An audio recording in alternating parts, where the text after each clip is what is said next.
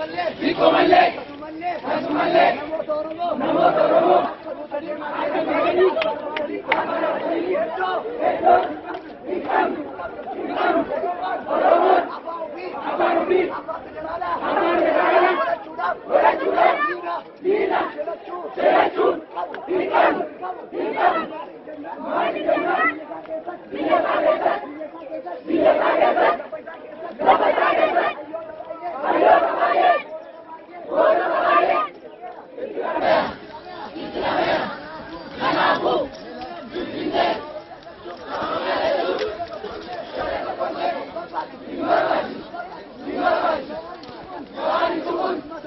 Ummat Oromo,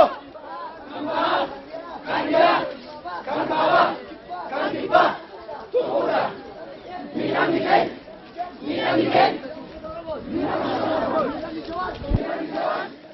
Minam Niken, Minam Niken.